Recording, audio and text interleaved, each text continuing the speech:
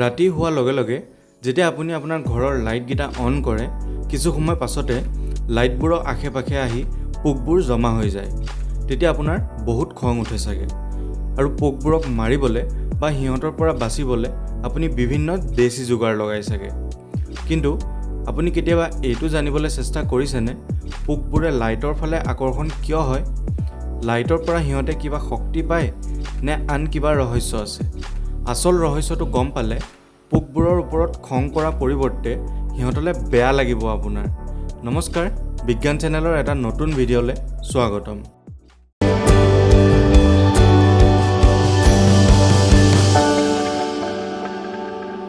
পোকবোৰ লাইটৰ ফালে আকৰ্ষণ হোৱাক লৈ কিছুমান ভুল এজাম্পশনছ অৰ্থাৎ ভুল ধাৰণা আমাৰ মাইণ্ডত আছে সেই ভুল ধাৰণাকেইটানো কি আগতে জানি লওঁ আহক ধৰি লওক আপুনি এটা গুফাত ফচি গ'ল য'ত চাৰিওফালে অন্ধকাৰ আছে আৰু তেনেকুৱাতে কোনোবা এফালৰ পৰা অলপ লাইটৰ পোহৰ দেখা পালে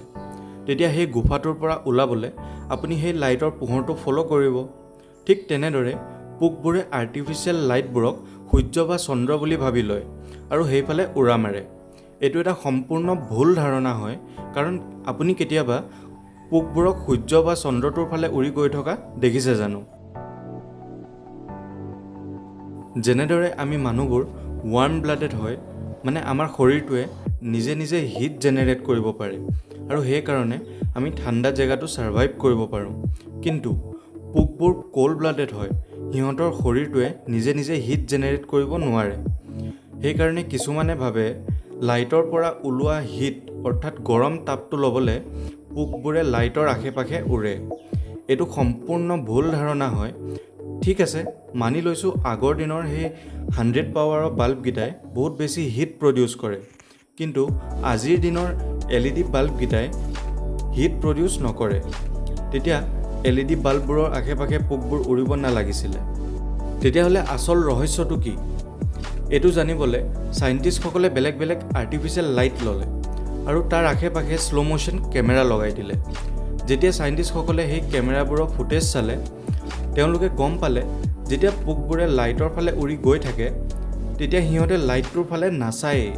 আচলতে সিহঁতে বাৰে বাৰে নিজৰ ডাইৰেকশ্যনটো চেঞ্জ কৰিব চেষ্টা কৰে আৰু অজানিতে লাইটটোৰ আশে-পাশে গোল গোল ঘূৰি থাকে কিন্তু কিয় আপোনাৰ কেতিয়াবা এইটোক লৈ কনফিউজন হৈছেনে আপোনাৰ ভৰিকেইটা তলফালে আছেনে আপোনাৰ মাথাটো নাই হোৱা ৰাইট কাৰণ আমি মাটিত খোজ কাঢ়োঁ আৰু গ্ৰাউণ্ডটো আমি টাচ কৰি থাকোঁ কিন্তু যোনবোৰ প্ৰাণী লোৱাৰ এল্টিটিউড অৰ্থাৎ কম হাইটত উৰে সিহঁতে সিহঁতৰ বডি অৰিয়েণ্টেশ্যন অৰ্থাৎ সিহঁতৰ ভৰিকেইটা ওপৰৰ ফালে আছে নে তলফালে আছে মেনেজ কৰিবলৈ নেচাৰেল লাইট যেনে সূৰ্য বা চন্দ্ৰৰ সহায় লয় এই ফেন'মেননটোক ডৰ্চেল লাইট ৰেছপন্স বুলি কয় কিন্তু এই আৰ্টিফিচিয়েল লাইটবোৰে পোকবোৰক কনফিউজ কৰে আৰু বাৰে বাৰে ডাইৰেকশ্যন চেঞ্জ কৰিবলৈ ব্ৰেইনত ভুল ছিগনেল যায় এনেকৈ সিহঁতে এটা ইনফাইনাইট লুপত ফচি যায় আৰু ওলাব নোৱাৰা হৈ যায় যেতিয়ালৈকে কোনোবা এক্সটাৰ্নেল ফ'ৰ্চ যেনে বতাহে উলিয়াই নিদিয়ে আৰু লাইটটোৰ চাৰিওফালে উৰি উৰি বেচেৰাকেইটাই এটা সময়ত মৰি যায় আশা কৰিছোঁ এই ভিডিঅ'টোৰ পৰা আপুনি কিবা শিকিব পালে যদি এই ভিডিঅ'টো চাই ভাল পালে তেতিয়াহ'লে এইটো ভিডিঅ' চাইও নিশ্চয় ভাল পাব য'ত ভোট দিবলৈ যাওঁতে